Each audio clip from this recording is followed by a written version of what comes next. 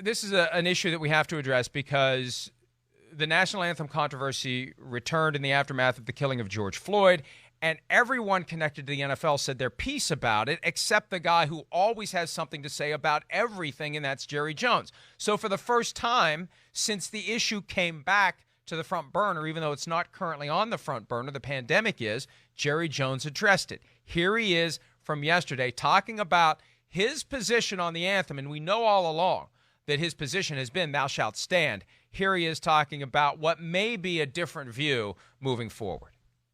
So we all understand, and everybody understands where I stand with the flag. But everybody also understands where I stand on backing our players, the Dallas Cowboy players. The key word is a word called grace. Grace. That was then 2 years ago. This is now. We have had very, very sensitive times. I don't need to share that we're also embroiled in a very other sensitive time with the challenge and the war literally we're on with the virus. These are very sensitive times. I have nothing to prove as far as where I'm standing with the flag and where the Cowboys stand. I have nothing to prove regarding my players and my support of our players. What I do want to show and want us all to be a part of is a word called grace. Grace.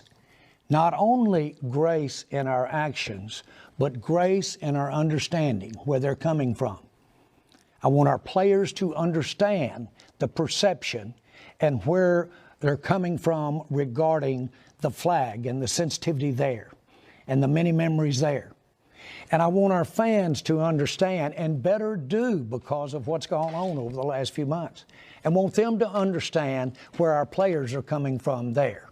And they do not feel like that the ones that want to basically do that, kneel, they do not feel like they're dishonoring the flag.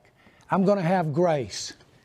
I've had grace. Many of you have written and criticized me for having too much grace and understanding regarding our players, and I probably have. And I'm going to have grace regarding the people that are sensitive about our flag. Somewhere in between there, as the weeks, as we get together with our team, as we discuss with the team, somewhere in between there is how we're going to handle it.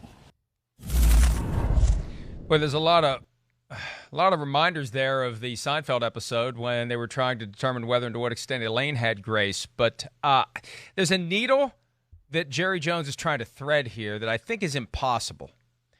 And he didn't show his hand at all. I just think that his desire was to get us all to accept that whatever he does, Chris, his intentions are pure. He's acting with grace. We may not agree with the ultimate actions, but he's coming from a place of grace where he's trying to get it right and in a weird sort of way apologizing in advance if he doesn't. Well, yeah, he's playing both sides a little bit. Okay, that's fine. I got no issue with that. First off, I'm glad to hear him talk about it in general. You know, hey, that's the one thing we talked about through the spring and a few times. Just, where is Jerry Jones? Because I think Jerry Jones is one of those voices in the NFL that when he talks, people listen. And especially when it's about important NFL subjects, he could kind of ease the stress level of everybody in the NFL. So I'm glad to hear him come out and say something. Now, two things I know about Jerry Jones. I mean, he loves America. He's Mr. America. And I really love that about him and respect that about him. So we know that. He's got great pride in our country. When it comes to players, hey, would I have liked him to come out and said something about Black Lives Matter and the pandemic, 2-3 months ago? Certainly. But I can't sit here and tell you that Jerry Jones, Jerry Jones, I think he could go down in history as being like the most player-friendly, loved owner in the history of the sport. I mean, his players love him, all of them. Ex-players, you see Michael Irvin in his box, Emmitt Smith, they're all there. I don't know if they're on the payroll. Maybe they are. Hopefully they are. That's what kind of guy he seems to be. He always takes care of his players. His players love him. You never really hear a player say much negative about him over all these years.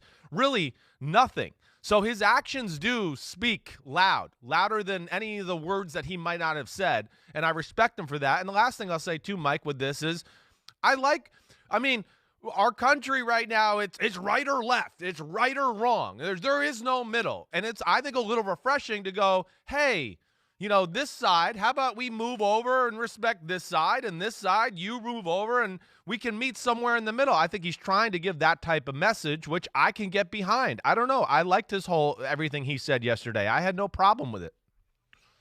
Well, yeah, because one of the challenges now is when people choose to stand for the anthem, there's a sense that they're getting bullied into not standing. Everybody needs to make their own choice about what they're going to do. And it would be nice if both sides respect whatever everyone chooses to do. Exactly. And that's a shift. If Jerry Jones lands in that spot where he says, I want my players and my coaches to make their own decisions, and whatever they decide to do, I will respect it. I will not tell them anything differently. It will not be held against them. That's a break, because he was at the forefront of thou shalt stand, toes on the line. This is the way the Cowboys do it, and it's always been done that way. We showed the B-roll of the kneeling. That was the gesture prior to the anthem, that Monday night game from a few years ago when the issue hit full boil for the first time. He joined the players, and they took a knee and then stood up. So it seems like during this period of silence, there has been some reflection, and if nothing else, an effort, maybe with the help of a PR specialist or two, to craft a message that will placate as many people as possible or minimize the chances that he's going to have somebody ridiculously upset with him. And on that point, he was asked about being called out by a couple of players on the team, newcomers to the Cowboys, Gerald McCoy and Dontari Poe, a couple of defensive linemen. They wanted him to speak up in the aftermath of the protests that occurred following George Floyd's murder. Here's what Jerry said on why he didn't speak through those many summer weeks. As you guys know, you don't expect me to, just because you say, let's hear from you, Jerry. You don't expect me to pop up and hear from you, do you? I know you don't. And so that's not the way it works. Am I interested in what any player, am I interested in what any of our media, am I interested in what everybody has to say about any issue? You bet. And I have rabbit ears, I really do. And so having said that, I am listening. Well, look, you never have to say, let's see what Jerry thinks about something, because before you get a chance to articulate that thought, he's already said what he's got to say. That's what made this so jarring. He doesn't need an engraved invitation to speak. He just speaks. It's out there. If there's something to talk about, he talks about it. That's what made this episode so strange. Not that he didn't answer the call to speak. Right. It's that he didn't speak on his own, because he always does speak on his own without anyone having to ask him to, Chris. Well, you're right. He's one of the most vocal owners we've ever seen, and from that standpoint, and certainly welcomes press conferences and things like that. I think you're right. That's what was jarring. But, as I sat there and watched, the press conference yesterday and just thought about it a little more too, the platform to do or say those things wasn't necessarily there this year. I mean, certainly he could have called and said, hey, I'm Jerry Jones, I'm having a press conference, and everybody would have zoomed in and listened. But really, more times than not, when we see Jerry Jones talk, it's after a game. It's after practice. It's football has provided him to be around, and the media, oh, hey, yeah, media, I'll talk to you guys in a little later, and, you crowd around me and ask me whatever you want.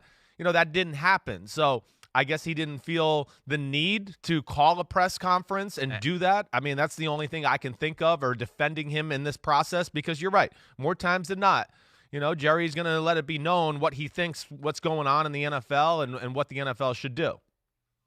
It's funny how much time we spend trying to defend really, really rich people with $250 million boats, but sometimes we just do that because we identify the team, the league with them. I need to push back a little bit, Chris. Yeah. They had weeks where Dak Prescott's future was front and center.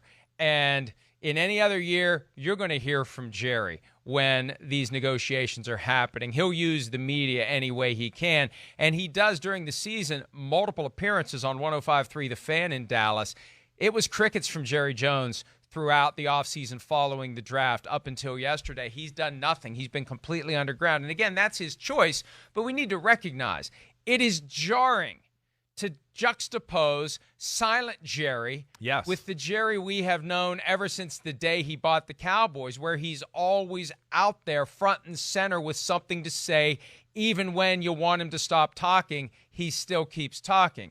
So to go from that to nothing at all from early May through yesterday, regardless of the reason, it's noteworthy. And I think the idea that, well, the only reason I didn't talk is because they wanted me to talk, that just doesn't make a whole lot of sense, because he always talks regardless of whether people want him to talk or not. Yeah, well, no, I mean, I know he does. I'm just saying it's a different year. He doesn't call, he's around football people, and then he can't shut his mouth then when he's around the football and the media and all that. But you're right, Mike. I got nothing more to say about that. He is a guy that I wish came out from the start. I think he's one of the great leaders of football. I do, in a lot of ways, and I think he could have eased the pain of this whole situation a little sooner with some of the kind words and things he said yesterday. So it is jarring. I'm not going to deny it. I mean, the whole time I kept going, man, I can't believe we haven't heard from Jerry Jones. I can't believe we haven't heard from Jerry Jones. It was shocking, but I guess just it's a weird year, and I guess I'm giving him the benefit of the doubt for that. Or if he had spoken before there was an opportunity to carefully craft the message, he could have made it worse, too. So let's not rule out that possibility. Sure. That maybe it's better that he said nothing back in June or into early July, because if he had said something then without the benefit of really thinking about it and massaging it, it may have made things worse for him. And silence may have been the smartest path until he got to the point where he could harmonize these various competing. Hi, I'm Mike Tirico, and thanks for watching. Make sure to hit subscribe for the latest news and highlights from NBC Sports.